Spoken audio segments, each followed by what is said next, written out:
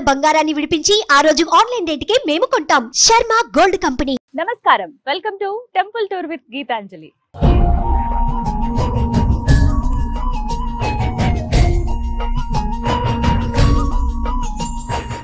త్రేతాయుగం నుంచి ఈ భద్రాచలానికి ఎంతో ప్రాముఖ్యత ఉందండి. ఎక్కడా మనం ప్రపంచంలో చూడని విధంగా ఆ శ్రీరాముల వారు కుడి చేతితో శంఖాన్ని, ఎడమ చేతితో చక్రాన్ని ఇక్కడ ధరిస్తారు. మరోవైపు ఆ సీతమ్మ తల్లిని ఒడిలో కూర్చోబెట్టుకుని పక్కనే లక్ష్మణుల వారు నుంచున్నట్టుగా విగ్రహాలు ఇక్కడ మనకు కనిపిస్తాయి. అంతేకాదు, రామ భక్తుల్లోనే అతి శ్రేష్ఠులైనటువంటి 3 భక్తులను ఈ ప్రాంతంలోనే స్వామివారు అనుగ్రహించారని చెబుతారు. వారెవరో కాదు, మేరు మేనకల సుపుత్రుడైనటువంటి భద్రుడు, అలాగే గిరిజన మహిళ అయినటువంటి పోకల దమ్మక్క, ఇక మరొకరు కంచర్ల గోపన్న, అదేనండి శ్రీరామదాసులు వారు. వీరి 3 అనుగ్రహించింది ఈ ప్రాంతంలోనే. వారు నిర్మించినటువంటి ఆలయమే ఇది. ఆయన కొలువైనటువంటి ఆ భద్రగిరే ఇది. ఇలా ఎన్నో విశేషాలతో అడుగడుగున ఆధ్యాత్మికత ఉట్టిపడుతూ చరిత్రకు సాక్ష్యంగా నిలిచినటువంటి ఆ రామయ్య ఆలయాన్ని మనము వీక్షిద్దామా? రండి, అలాగే ఆ స్వామి వారిని కూడా దర్శనం చేసుకుందాం.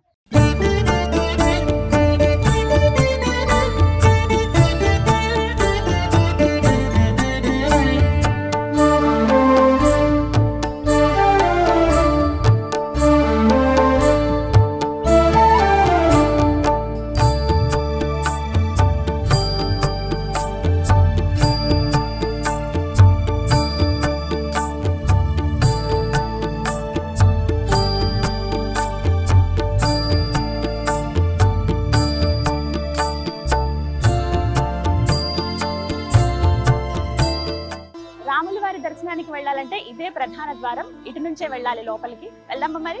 రండి. సుగ్రీవమిత్రం పరమం పవిత్రం సీతాకళత్రం నవమేఘ. ఆలయం లోపలికి మనం అడుగు పెట్టేశాము. కోలాహలంగా ఉంది భక్తులందరితోటి. లోపలికి అడుగు పెట్టగానే మనకి ముందుగా ఎడం పక్కగా గోకుల రామం అని చెప్పి మనకి గోశాల కనిపిస్తుందండి. వచ్చి అక్కడ గ్రాసం కూడా మనం తినిపించవచ్చు. వెళ్ళి ఒకసారి ఆవుల్ని కూడా చూద్దామా మరి? ఆవులున్నాయి, ఎద్దులు కూడా ఉన్నాయి ఇక్కడ. వెళ్దాం. అమ్మా, ఎంత? Thank you. మన చేతులతో ఇక్కడ పశుగ్రాసం మనమే తినిపించవచ్చు అనమాట.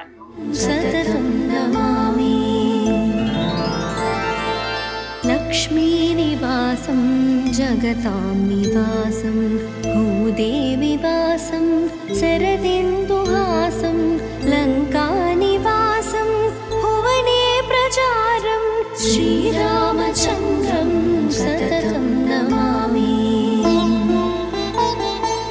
మందారమాలం. గోవుకి పృష్ఠభాగంలో మహాలక్ష్మీదేవి కొలువై ఉంటుందని చెప్తారు కదా, అందుకే అందరూ ఇక్కడ నమస్కారం చేసుకుంటారండి. ముందుగా గ్రాసం పెట్టి ఇలా దండం పెట్టుకోవచ్చు.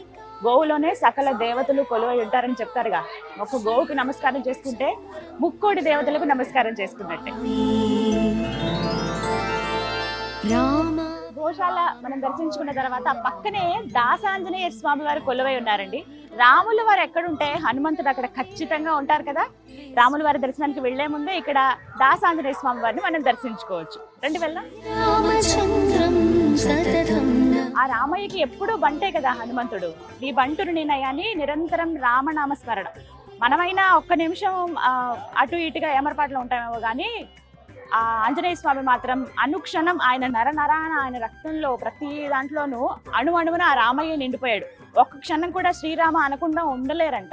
ప్రతినిత్యం అలా ధ్యానం చేస్తూనే ఉంటారు. ఆయన చిరంజీవి కదా, ఇప్పటికీ ఎక్కడో ఉన్నారు ఆయన అని అందరం నమ్ముతాం కదా. అదేవిధంగా ఇక్కడ నిరంతరం రామనామ స్మరణ చేస్తూ హనుమంతుల వారి చేతులు జోడించి ఇలా చక్కగా ఇలా కూర్చున్నట్టుగా మనకు కనిపిస్తారు అన్నమాట. రామ మృదునామమున పులకించు హనుమా రామపద సేవకి అంకితమౌ హనుమా. మనం భద్రగిరి పైన ఉన్నాము. స్వామివారిని దర్శించుకోవాలంటే ఇంకా 51 మెట్లు ఎక్కి వెళ్లాల్సి ఉంటుంది. అయితే వయోవృద్ధులు గాని వికలాంగులు గాని ఎవరైనా ఉంటే వాళ్ళ సౌకర్యార్థం ఇక్కడ లిఫ్ట్ కూడా ఏర్పాటు చేశారండి. ఒకసారి లిఫ్ట్ బయట చూడండి ఎంత అందంగా ఉందో.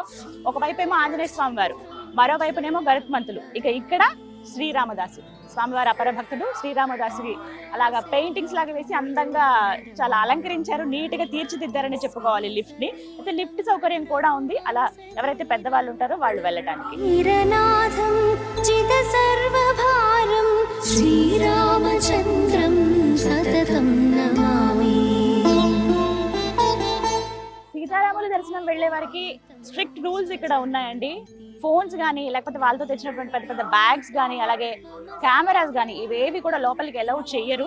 సో అందుకని అవన్నీ భద్రపరచుకోవడానికి ఇక్కడ లాక్ రూమ్స్ ఉన్నాయి. ఇక్కడ ఏంటంటే జస్ట్ 5 రూపీస్ 5 రూపాయలు ఇచ్చి మన వస్తువులు ఇక్కడ భద్రపరచుకుని వెళ్ళొచ్చు. మళ్ళీ తిరిగి వచ్చిన తర్వాతే కలెక్ట్ చేసుకోవాలన్నమాట. సతతం నమామి శ్రీరామచంద్రం సతతం నమామి.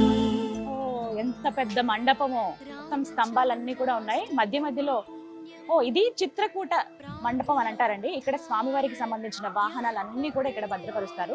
మొట్టమొదటిగా శ్రీరామదాసులు వారు చేయించినటువంటి వాహనం దగ్గర నుంచి ఇప్పటి వరకు స్వామివారికి ఎన్నైతే వాహనాలు ఉన్నాయో దగ్గర దగ్గర ఒక 20 వాహనాలు ఉంటాయండి. అవన్నీ కూడా ఇక్కడే భద్రపరుస్తారు అనమాట. ఇక్కడ నుంచే మనం చూడొచ్చు. చాలా విశాలంగా, చాలా పెద్దగా, నీట్ గా అమర్చారు, మెయింటైన్ చేస్తున్నారనే చెప్పుకోవాలి. ఆ పైనంతా కూడానండి బాపు రమణలు రాముల వారికి ఎంత అపరభక్తులు మనకు తెలుసు కదా, వాళ్ళు చిత్రించినవి అలాగే వారు రాముడు గురించి రాసినవి ఇలా ఫోటో ఫ్రేమ్స్ లాగా చేయించి ఆ పైన అంతా పెట్టారన్నమాట. చాలా సుందరంగా ఉంది. ప్రత్యేకించి బ్రహ్మోత్సవాలప్పుడు అలాగే శ్రీరామనవమి అప్పుడు ఇంకొన్ని సందర్భాల్లో స్వామివారికి వార్షిక బ్రహ్మోత్సవాలు అవుతూ ఉంటాయి, ఇంకా కొన్ని కార్యక్రమాలు జరుగుతుంటాయి కదా, అప్పుడు ఈ వాహనాల పైన స్వామివారు ఊరేగేది అవన్నీ ఇక్కడే ఉన్నాయన్నమాట. హనుమంతుడు అలాగే హంస ఉంటుంది, కల్పవృక్షం అలాగే గరుత్మంతుడు, ఇలా ఎన్నో వాహనాలన్నీ ఇక్కడే భద్రపరిచారు. ఇదే మెట్ల మార్గం, ఇదే 51 మెట్లు. ఈ మెట్ల మార్గం ద్వారానే మనం పైకి వెళ్ళి స్వామివారిని దర్శించుకోవాలి. పైన ఇంకా విశాలంగా ఉంటుంది. వెళ్దాం మరి. రామచంద్ర సంసారతారం నిగమ ప్రచారం ధరావతారం రితభూమి భారం మెట్లకి పైకి రాగానే ముందుగా మనకి దర్శనమిచ్చేది ఇక్కడ హనుమంతుల వారే. ఇదిగో ఎంత చక్కగా ఉంటారో తెలుసా ఇక్కడ స్వామి, నుంచుని ఉంటారనమాట. ప్రత్యేకించి మనం రాముల వారి దర్శనానికి వెళ్ళాలంటే ముందు ఆయన బంట హనుమాన్ పర్మిషన్ అడగాలి కదా. వెళ్ళి రాముల వారి దర్శనం మాకు చక్కగా జరగాలి తండ్రి అని చెప్పి ఆయన అడిగితే ఖచ్చితంగా మనకి రామయ్య దర్శనాన్ని క్షేమంగా అందిస్తాడనమాట. రండి వెళ్దాం, దండం పెట్టుకుందాం.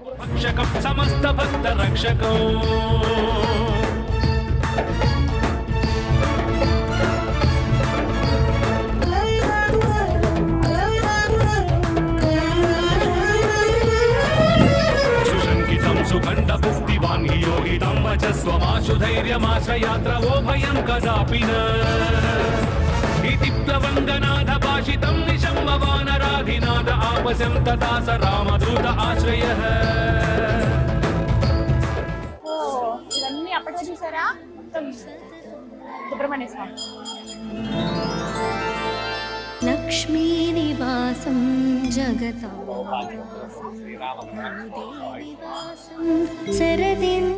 ఇక ఆలయ ప్రాంగణంలో కంటే ప్రధాన ద్వారం ఇది. ఇక్కడికి అడుగు పెట్టేశాము. ఇది భక్తులందరూ వెళ్ళడానికి ఇది క్యూ లైన్ అండి. తిరిగి వెళ్ళిపోయేది ఎగ్జిట్ లైన్ ఇది అనమాట. ఇలా ఈ మార్గం ద్వారా లోపలికి రావచ్చు. ఎందుకని మనకి ఇక్కడ రామనామంతోనే స్వాగతం పలుకుతారు లోపలికి. విశాలం రిత సప్తతాళం కార్యాదికాలం. ఇదే స్వామివారి ధ్వజస్తంభం. ముందుగా మనం ధ్వజస్తంభం దగ్గర దండం పెట్టుకుంటాం కదా, అలాగే ఇక్కడ దండం పెట్టుకోవచ్చు. అయితే లోపల దాకా వెళ్ళడానికి లేదు, ఈ చుట్టూ ఇక్కడి నుంచి దండం పెట్టుకుని వెళ్ళొచ్చు అనమాట. అల్లంత దూరం నుంచి అంటే ఈ భద్రాచలం చుట్టుపక్కల మనం ఎక్కడ ఉన్నా సరే ఈ ధ్వజస్తంభం మనకి దర్శనం ఇస్తుంది. సుగుణాభిరామం విశ్వ ప్రమాణం క్రతుభోగకామం శ్రీరామచంద్ర.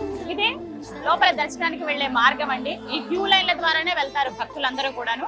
చాలా సందడిగా ఉంది, భక్తులతో కోలాహలంగా ఉంది, రద్దీగా ఉందని చెప్పుకోవాలి. ఈ మార్గం గుండానే లోపలికి వెళ్తారు. జయ విజయాలు బయట మనకి విగ్రహాలు కనిపిస్తాయి.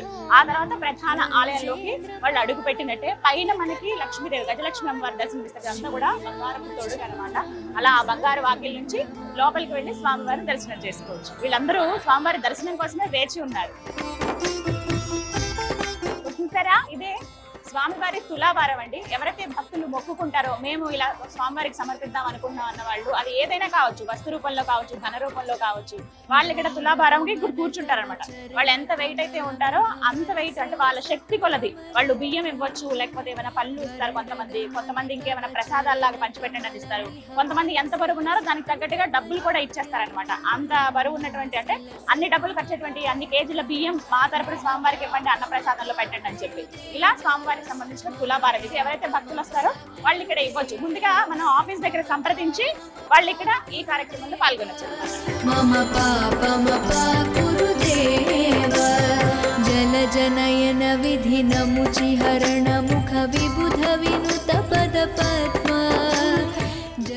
శాతం అండి సంతానం లేని వాళ్ళు ఎవరైతే ఉంటారో వాళ్ళు వచ్చి స్వామివారికి మొక్కుకుంటే వాళ్ళకి సంతానం కలిగిందని అలా ఆ పిల్లలు తీసుకొచ్చి ఇక్కడ తూగుతారనమాట. ఎంత బరువు అయితే పిల్లలు ఉంటారో అన్ని చిల్లర నాణ్యాలు ఇవ్వటం కానీ, లేకపోతే ఎంత బరువు ఉంటారో అంత డబ్బులు ఖర్చు పెట్టి ఆ బియ్యం సమర్పించడం కానీ, అన్న ప్రసాదాలు ఎవరైతే అంటే వచ్చిన భక్తులకి అన్న వితరణ చేస్తారు కదా, అప్పుడు ఆ డబ్బులు అక్కడ వినియోగించండి అని కానీ ఇలా రకరకాలుగా భక్తితో స్వామివారికి సమర్పిస్తారనమాట. ప్రస్తుతం ఇక్కడ ఆలయంలో ఉత్సవాలు జరుగుతున్నాయండి. స్వామి అమ్మవార్లను గరుడ వాహనం పైన ఊరేగిస్తున్నారు.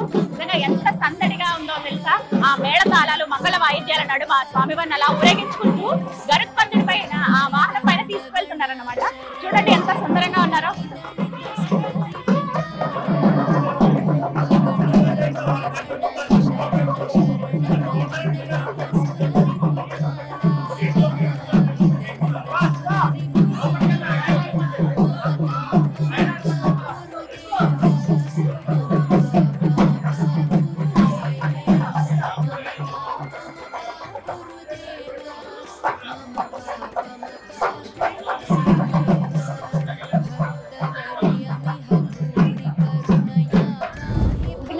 భద్రగిరి పైన మనం నుంచుంటే అడుగడుగున స్వామి మనకు కనిపిస్తూ ఉంటారు. ప్రత్యేకించి అద్భుతాలే, ఒక వైకుంఠంలో మనం ఉన్నామా అన్న భావన కలుగుతూ ఉంటుంది. ఇలా ఒక దగ్గరికి వచ్చి చూస్తే నాకు అనిపించింది స్వామివారి వెండి రథం ఇది. ఒకసారి చూడండి ఎంత బాగుందో. 2 అశ్వాలతోటి మధ్యలో లక్ష్మీదేవి కూర్చున్నట్టుగా ఉంటుంది. అక్కడ స్వామివారిని పెడతారనమాట ఆ మధ్యలో ఆ మండపం దగ్గర. ఇదంతా కూడా పూర్తిగా వెండి రథం. సమర్పించిన వాళ్ళ పేర్లు కూడా ఇక్కడ ఉంది. భక్తులు చేయించారు ఇక్కడ. అక్షరాల ఈ రథం ఖర్చు 36 లక్షల రూపాయలండి. మొత్తం పూర్తిగా వెండితో చేసిందే ఇదంతా కూడా. చాలా బాగుంది. అయితే ఈ వెండి రథాన్ని లాగేటువంటి అదృష్టం భక్తులకు కూడా ఉంది. ప్రత్యేకంగా రుసుము ఉంటుంది. 1116 మనం కడితే ప్రతిరోజు ఆ కార్యక్రమం ఉంటుంది. ఎవరికైతే స్వామివారి సేవలో పాల్గొనాలనుకుంటారో వాళ్ళు అలా డబ్బులు కట్టి మనం ఇలా స్వామివారి రథాన్ని మన చేతులతో లాగొచ్చు అనమాట. ఎంతటి అదృష్టమో కదా అది. మీరు కనుక భద్రాచలం వచ్చినప్పుడు ఖచ్చితంగా మిస్ అవ్వద్దు. ఇలాంటి ఏమైనా ఛాన్స్ ఉంటే డెఫినెట్ గా స్వామి సేవలో పాల్గొనాలి. జయ రామ్ జానకి రామ్ హరే రామ హరే రామ. ఆ సీతారాముల దర్శనానికి వచ్చే వాళ్ళు ఫ్రీ లైన్ కూడా ఉంటుంది. స్టార్టింగ్ మనం కింద నుంచి వచ్చినప్పుడు చూసారా అంటే మీకు చూపించాను ఒక లైన్. ఆ దర్శనం అంతా కూడా ఫ్రీ లైనే. మనకి కింద నుంచి క్యూ లైన్ ఉంటుంది. లేదా మేము ప్రత్యేకంగా స్వామివారికి అర్చన చేయించుకోవాలనుకుంటున్నాం అన్న వాళ్ళు 300 రూపీస్, అలాగే 500 రూపీస్ టికెట్స్ ఉంటాయి. లేదా మేము అభిషేకంలో పాల్గొంటాం అనుకునే వాళ్ళు 1500 రూపాయలతోటి అభిషేకంలో కూడా మనం పాల్గొనొచ్చు. వాళ్ళు వెళ్ళడానికి మార్గం ఇటువైపు అన్నమాట. ఇది ఇలా ఈ దారి గుండా వెళ్ళొచ్చు. ముందుగా మనం టికెట్ తీసుకుని వెళ్దాం. హరే రామ హరే రామ రామ రామ హరే హరే. హరే రామ హరే రామ రామ రామ హరే హరే. హరే రామ హరే రామ రామ రామ. ఇక్కడ ప్రత్యేకంగా కొన్ని ఆచారాలు కూడా ఉంటాయండి. ఎవరైతే నూతన దంపతులు ఉన్నారో వాళ్ళు ఖచ్చితంగా వివాహం జరిగిన వెంటనే స్వామివారి దర్శనానికి వస్తారు. ఇక్కడ స్వామివారి కళ్యాణంలో కూడా పాల్గొంటారనమాట. అలా కొత్తగా పెళ్ళైన జంట కూడా వచ్చారు చూడండి.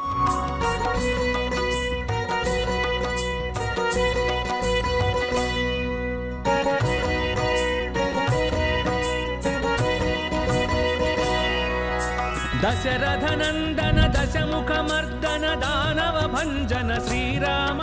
దర్శనం ఎంత చక్కగా జరిగిందో తెలుసా. స్వామివారి దగ్గర ఒక 10 నిమిషాలు చూసుంటానండి. ప్రత్యేకంగా అడిగి మరీ వెళ్ళాను. అయితే మూలమూర్తులను ఫోటో తీయడం కానీ వీడియో తీయడం కానీ నిషిద్ధం.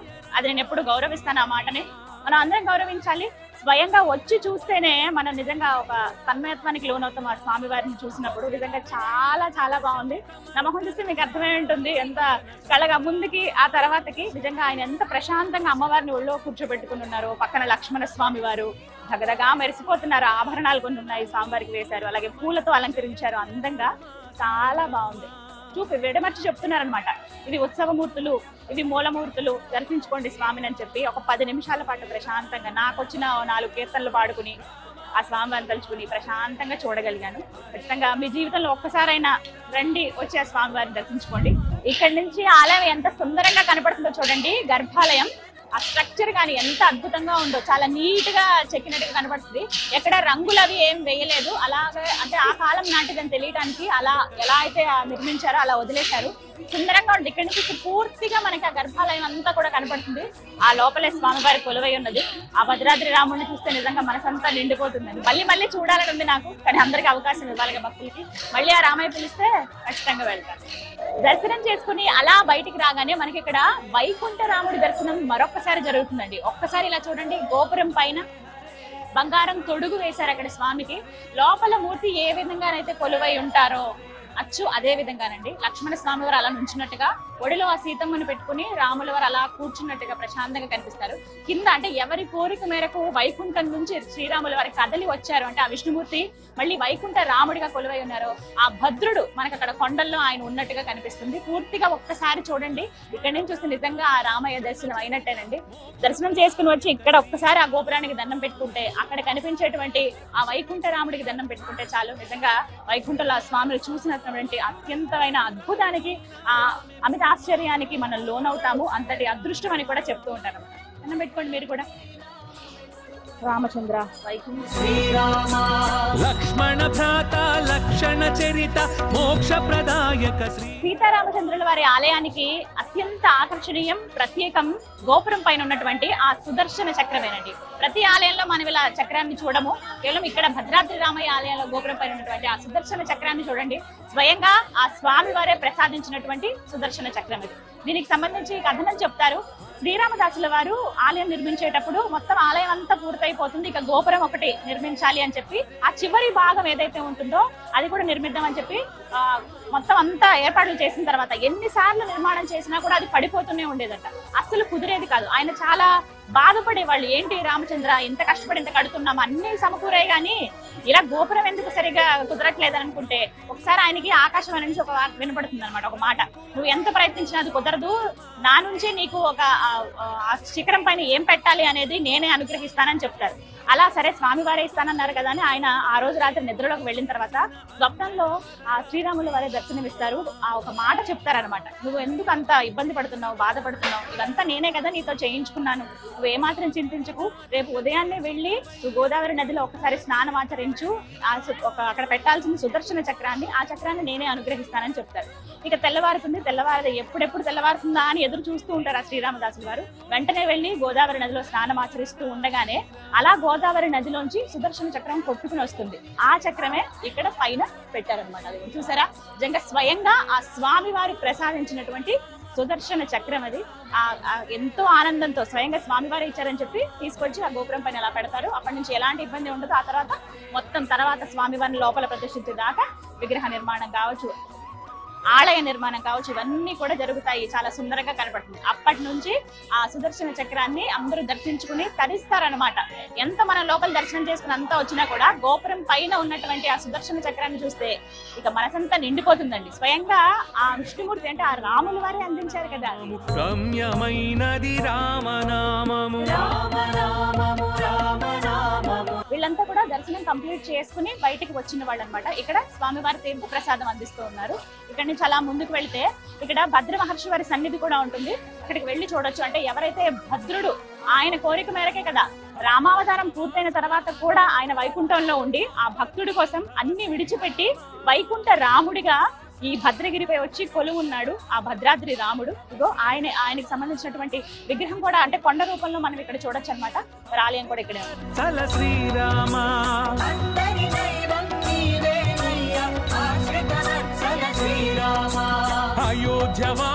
ఇక్కడ నిజంగానే ఒక ప్రత్యేకం అండి. ఎవరైతే ఆ మేనకల సుపుత్రుడు భక్తవరదుడు ఎవరైతే ఉన్నారో ఆ భద్రుడు ఆయన ఇలా కొండ రూపంలోనే కదా ఉంటారు. నేను కొండ రూపంలో కొలువై ఉంటాను, మీరు వచ్చి ఇక్కడ నా పైన కొలువుండండి స్వామి అంటే ఎక్కడైతే ఆయన శిరస్సు భాగం ఉందో అక్కడే కరెక్ట్ గా గర్భాలయం మనం చూడొచ్చండి. అయితే వారిని ఇక్కడ ఒక రూపంగా ఏర్పాటు చేసిన ఇదంతా కొండ కూడా ఆయనకి గుర్తుగా అనమాట. ఇది ఆయన సన్నిధే. ఆ వెనక భాగాల్లో ఇలా కొండలా కనబడుతుంది. ఇక్కడ వీళ్ళందరూ చేస్తుంది ఏమిటంటే ఒకసారి మన మనసు పెట్టి ఆ రాముల వారిని మనసు నిండా తలుచుకుని ఆ కొండ ఆ గుట్ట పైన ఇలా చెవి పెట్టి వింటే శ్రీరామ శ్రీరామ అని వినపడుతుందట. మనం కూడా వెళ్దాం, అదంతా మన భక్తి కదా, ఒకసారి వెళ్ళి విందాం.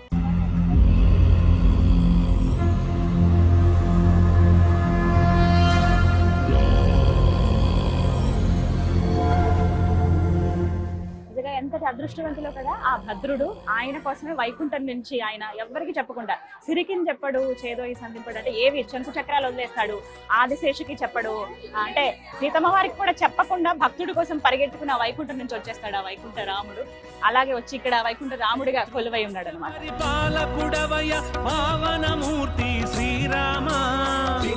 శ్రీరామ రామ రామేతి రమే రామే మనోరమ సహస్రనామ తత్తుల్యం రామ నామ వరామే. సీతారామచంద్రుల వారి యాగశాల ఇది. ఇక్కడే యజ్ఞం అవి నిర్వహిస్తారండి.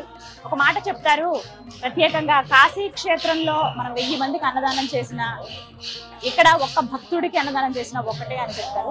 నిజంగా అదృష్టం ఇలాంటి ప్లేసెస్ కి మనం రావాలన్నా దర్శించుకోవాలన్నా ఇక్కడ యజ్ఞ యాగాదులన్నీ కూడా ఇక్కడే నిర్వహిస్తారనమాట. ఇక్కడ కొంతమంది ఋత్వికులు కూర్చోవడానికి సరిగ్గా స్థలం ఉంది, బయట నుంచి ఇలా వీక్షించవచ్చు. ఇదే యాగశాల.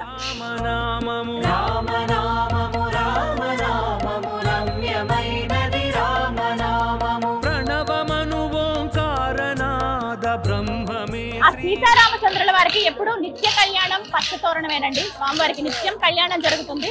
అందులో భాగంగా కళ్యాణం జరిగేటువంటి స్థలం ఇక్కడే, ఇదే మండపంలో స్వామివారికి కళ్యాణం చేస్తారన్నమాట. ఎంతో విశాలంగా ఉంటుంది. కళ్యాణం అయిపోయిన తర్వాత ఎప్పటికప్పుడు క్లోజ్ చేసేస్తారు. అయితే భక్తులు కూర్చోవడానికి చాలా స్థలం ఉంది ఇక్కడ నుంచి వీక్షించవచ్చు. నూతన దంపతులు కావచ్చు, అలాగే వాళ్ళ వివాహ రోజులు ఉన్నప్పుడు, అంటే పెళ్లి రోజులు ఉన్నప్పుడు అలా చాలా మంది వచ్చి కళ్యాణం ఇక్కడ జరిపించుకుంటారన్నమాట. ప్రతినిత్యం ఉంటుంది. మన ఆసక్తి, మన భక్తి వచ్చి స్వామివారి కళ్యాణంలో పాల్గొనవచ్చు.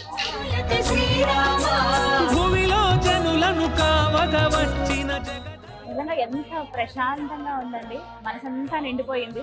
నిజంగా వైకుంఠంలో అడుగు పెట్టానని నన్న భావన ఉంది నాకైతే. స్వామివారు ఎంత నిండుగా చక్కగా కనిపిస్తున్నారో. ఇక్కడికి వచ్చిన ప్రతి భక్తుల్లోనూ ఎప్పుడెప్పుడు స్వామిని చూద్దామా అని వెళ్తున్న భక్తులు ఒకవైపు, దర్శనం చేసుకుని వచ్చిన తర్వాత అమితానందంతో కనబడుతున్న భక్తులు మరోవైపు. నిజంగా ఇదొక ప్రత్యేకమైన లోకం భద్రాద్రి రామయ్య. ఎప్పుడో అనుకున్నాను రావాలని, కానీ ఇలా వచ్చి దర్శనం ఎంత బాగా జరుగుతుందని మాత్రం నేను అనుకోలేదు. చాలా సంతోషం అనిపించింది. సాధారణంగా నాకు మా అమ్మగారు చెప్పేవాళ్ళు, ఎక్కడైతే కీర్తనలు ఉంటాయో, ఎక్కడైతే భజనలు చేస్తారో, ఎక్కడైతే రామ సంకీర్తనలు స్మరణలు జరుగుతాయో అక్కడ శ్రీ మహావిష్ణువు కొలువై ఉంటాడు అని చెప్తారు మా అమ్మగారు. అలా నాకు ఎన్నో కీర్తనలు మా అమ్మగారు కూడా నేర్పించారండి. మా అమ్మగారు రాముడికి అపర భక్తురాలు అనమాట.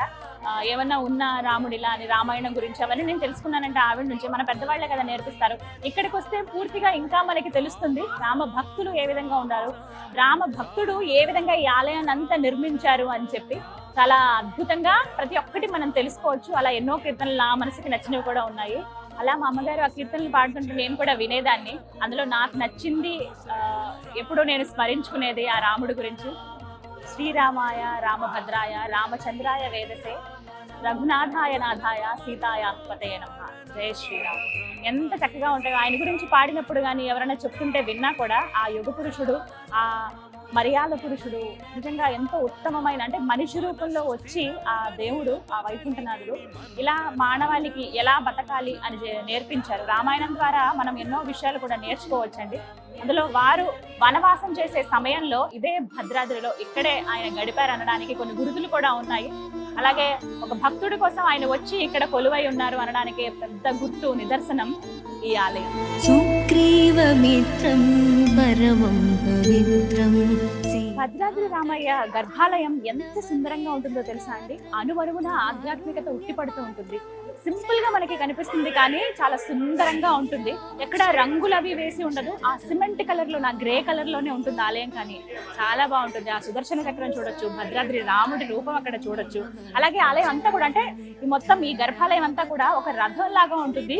గుర్రాలు ఇలా లాగుతున్నట్టుగా అనిపిస్తుంది అనమాట. మొత్తం ఒక రథం మాదిరిగా ఉంటుంది. ఇక్కడ పెద్ద చక్రం చూసారా, ఇలా అటువైపు కూడా చక్రాలు ఉంటాయి. మొత్తం 4 వైపులో 4 చక్రాలు ఉంటాయి. ఇలా గుర్రం మీద ఒక మనిషి ఇలా ముందుకు తీసుకువెళ్తున్నట్టుగా ఉంటుంది. ఆ రామయ్య నిజంగా ఎంత అందంగా ఈ ఆలయాన్ని తీర్చిదిద్దుకున్నాడు. ఆయన భక్తుడితో కదా, ముందుగా దమ్మక్క ఆయన విగ్రహం ఇక్కడ ఉంది అని చెప్పి ఆమెకి కలలో స్వామి కనిపించి చెప్పడం, ఒక మాట కూడా ఇస్తారు, నీకు ఇంకొక భక్తుడు తోడవుతాడు, ఆయనతో పాటు నువ్వు నాకు ఆలయం నిర్మిస్తావని చెప్పి చెప్పడం. అలా నిర్మాణమైనటువంటి ఆలయమే ఈ భద్రాద్రి ఆలయం. మందారమాలం వసనేరసాలం. శ్రీరామ ఈ పేరే ఒక తారక మంత్రం అండి. మనసులో అనుకున్న బయటికి మనం అన్నా, లేకపోతే భజనల్లో కీర్తనల్లో మనం స్మరించిన, ఎవరికైనా రామ అనమని చెప్పినా అది ఎంతో పుణ్యం అండి.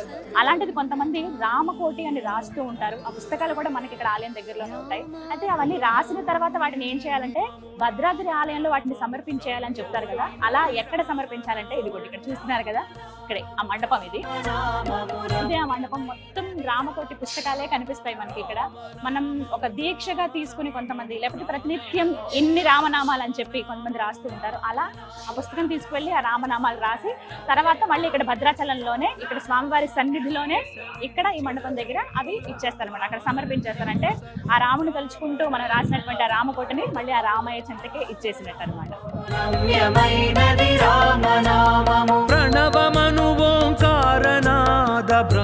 స్వామివారికి ఎదురుగుండా, అంటే ఆలయంకి గర్భాలయానికి ఎదురుగుండానే మనకి ఎడం పక్కగా స్వామివారి అపర భక్తుడు శ్రీరామదాసు వారి విగ్రహం కూడా చూడొచ్చండి. ఇదిగోండి ఇక్కడే స్వామి. ఎంతటి అదృష్టవంతులు ఆ భక్త రామదాసు. నిజంగా ఆయన కంచర్ల గోపన్నగా ఒక తహసీల్దారుగా ఉన్న వ్యక్తి రాముడి గురించి తెలుసుకుని రామ భక్తుడిగా మారిపోయి ఆ తర్వాత ఆయన రచించినటువంటి కీర్తనలు అపారం అండి, అనిర్వచనీయం. అవి ఎంత అద్భుతమైనవి అంటే ప్రతి ఒక్కరూ కూడా సులువుగా, ఇప్పుడు పండితులైన పామరులైన ఎవరైనా పాడుకుని కీర్తించుకుని తరించే విధంగా ఆ కీర్తనలు ఆయన రచించారు. నిజంగా అపర భక్తుడు ఆయన దర్శించుకున్న మాత్రాన్ని మనకి పుణ్యం లభిస్తుందని చెప్తూ ఉంటారు.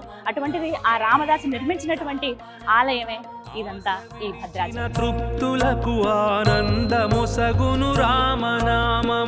ఇక్కడ స్వామి అమ్మవార్ల శేష వస్త్రాలని ఇక్కడ అమ్ముతూ ఉంటారండి. కావాలంటే మనం తీసుకోవచ్చు. ఎవరైతే భక్తులు ప్రేమతో భక్తితో స్వామివారికి సమర్పిస్తారు కదా, స్వామివారికి పంచ కానీ, అమ్మవారికి చీర కానీ, అలాగే లక్ష్మణ స్వామివారికి పంచ, ఇవి ఇచ్చినవన్నీ కూడా ఇక్కడ విక్రయిస్తారు. మనం ఏదైనా పూజలు జరిగినప్పుడు, ఏమైనా శుభకార్యాలప్పుడు ఈ వస్త్రాలు కట్టుకుని మనం ఆ పూజలో పాల్గొనొచ్చు. అంటే అంతటి పవిత్రమైనవి, స్వయంగా స్వామి అమ్మవార్లకి ధరింపజేసినవి ఇస్తారు. లేదంటే ఉట్టిగా అమ్మవారి దగ్గర పెట్టిన చీరలు కావచ్చు, అలాంటివి కూడా ఇక్కడ మనం తీసుకోవచ్చు. అమ్మవారి చీర అంటే ఎంత అదృష్టమో కదా అది కట్టుకోవాలంటే. స్వామివారికి దీపారాధన చేయొచ్చు. అయితే ఆలయం బయటనే, మనకి లోపల ఎక్కడ కూడా మనకు అవకాశం ఉండదు కాబట్టి ఇక్కడ స్వామికి నేతి దీపాన్ని సమర్పించి వెళ్ళొచ్చు అనమాట లోపలికి. కొంతమంది దర్శనం అయిపోయిన తర్వాత వచ్చి దీపాన్ని వెలిగిస్తారు. ముందుగా కూడా దీపాన్ని వెలిగించి మనం లోపలికి వెళ్ళొచ్చు. ఇక్కడ 1,00,000 ఒత్తులు, 1,00,000 ఒత్తులు, అలాగే 1116 ఇలా ఈ ఒత్తుల సంఖ్యను పెట్టి ఇలా దీపంలో పెట్టి మనకి ఇస్తారనమాట. నేను కూడా దీపం వెలిగిస్తాను.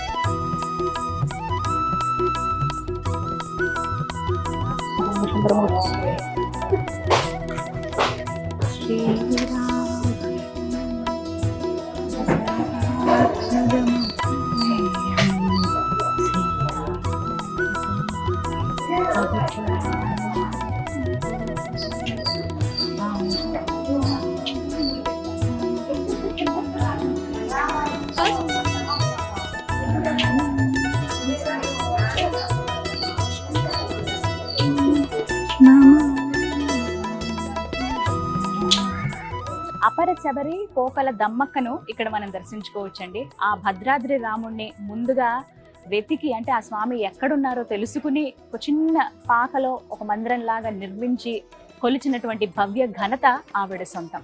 ఆవిడని ఇక్కడ విగ్రహ రూపంలో పెట్టారు. ఎలా అయితే ఆమె కొలిచిందో ఒక తాటాకు పాకలో స్వామివారిని ఇలా పెట్టి, అంటే సీతమ్మ వారు స్వామివారు అలా ఉన్నట్టుగా, పక్కన లక్ష్మణ స్వామివారు ఉన్నట్టుగా, అంటే ఒకే శిలపైన వాళ్ళు అలా లభించారు. అలా వారిని తీసుకొచ్చి, ఎలా అయితే దొరికారో అలా తీసుకొచ్చి ఒక చెట్టు కింద పెట్టి ఒక పాకలాగా నిర్మించి, వాళ్ళకి అప్పట్లో ఆమెకి ఏమి తెలిసేది కాదు కదా, ఒక ఆకులో అంటే స్వామివారికి నైవేద్యం కూడా పెట్టాలి కదా మరి ఆహారం అని చెప్పి తాటి పండ్లు తీసుకొచ్చి పెట్టేవారట. దానికి గుర్తుగా ఇక్కడ చూడండి తాటి పండ్లు. ఆవిడ ఎంత వృద్ధురాలంటే ఇంకా నడవలేని స్థితి ఆవిడది. కొంచెం ఆ ఏజ్లో ఆమెకి స్వామివారు అలా కనపడడం, కళలో కనిపించడం నిజంగా అద్భుతమే. చేతి కర్ర కూడా పక్కన ఉంది చూడండి. ఒక గుట్ట మీద ఆవిడ కూర్చుని స్వామిని కొలుస్తున్నట్లుగా కనిపిస్తుంది. తాటి పండ్లు నైవేద్యంగా పెట్టేవారు అనమాట. జల జనయన విధిన ముచిహరణ ముఖ విబుధ వినుత పద పద్మ. దమ్మక్క ఇదే భద్రాచలం ప్రాంతంలో ఆవిడ నివాసం ఉండేవాళ్ళండి. ఎప్పుడెప్పుడు ఆ స్వామి మనకు దర్శనం ఇస్తారా, ఆ స్వామి కృప ఎప్పుడు నా పైన కలుగుతుందా అని ఆమె ఎప్పుడు ఎదురు చూస్తూ ఉండేది. అపర భక్తురాలు ఆ శ్రీరామచంద్రుడికి ఆవిడ. ఒకరోజు ఆవిడ కలలో, అంటే స్వప్నంలో స్వామివారు దర్శనం ఇస్తారనమాట. దమ్మక్క ఇదే ప్రాంతంలో, నువ్వు ఉంటున్నటువంటి ఈ ప్రాంతం దగ్గరలోనే ఆ గుట్టల్లో, ఆ అడవిలో నేను ఉన్నాను, నన్ను ఒకసారి కనిపెట్టి ఎక్కడున్నానో బయటికి తీసి నాకు ఇలా ఆలయం నిర్మించు. అయితే నీకు సహాయం చేయడానికి నాకు ఇంకొక భక్తుడు కూడా వస్తాడు, ఆయన సహాయంతో ఒక మందిరాన్ని మీరు నిర్మించు నుంచి భక్తులకు నా దర్శనం ఇప్పించండి అని చెప్తారట. ఆమెకి ఇంకా రాత్రి నిద్ర కూడా సరిగ్గా పట్టదు, ఎప్పుడెప్పుడు తెల్లవారుతుందా అని చెప్పి.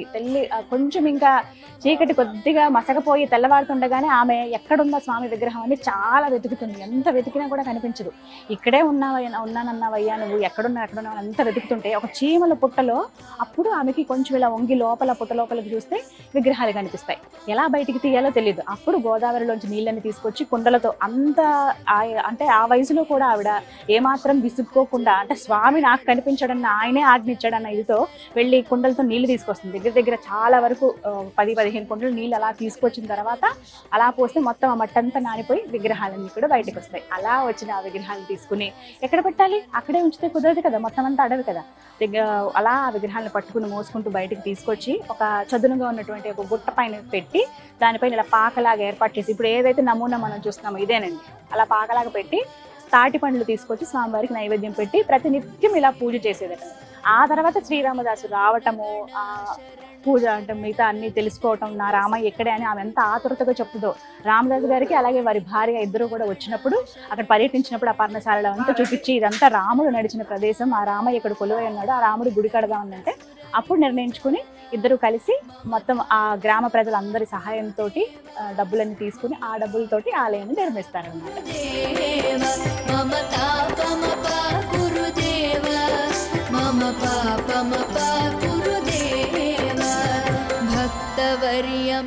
ప్రతి సంవత్సరం శ్రీరామనవమి రోజున సీతారాముల కళ్యాణం ఎంత వైభవంగా జరుగుతుందో మనందరికీ తెలిసిందే కదా. ఆ కళ్యాణం జరిగేది ఇక్కడే. ఇదే మిథిలా స్టేడియం అంటారు ఈ ప్రాంతాన్ని. లక్షల మంది చూస్తుండగా ఇక్కడ స్వామివారికి కళ్యాణం జరుగుతుంది. ఇంకా కోట్ల మంది టీవీల ద్వారా మనం అలాగే ఫోన్స్లో మనం వీక్షిస్తూ ఉంటాం అనమాట. ఇక్కడికి వచ్చి ఆ కళ్యాణంలో పాల్గొనటం, అక్కడ నుంచి చూడడం అనేది చాలా గొప్ప అదృష్టం. సంవత్సరానికి ఒక్కసారి జరిగేటువంటి ఆ కార్యక్రమంలో పాల్గొనాలని ఎంతో మంది పరితపిస్తూ ఉంటారు. చాలా కొద్ది మందికి మాత్రమే అదృష్టం దొరుకుతుంది. నేనైతే ఎప్పుడు చూడలేదు. ఎప్పుడైనా ఒక్కసారి ఆ కళ్యాణం చూసే భాగ్యం దక్కాలని ఆ రామచంద్రుల వారికి మనం విన్నవించుకుందాం.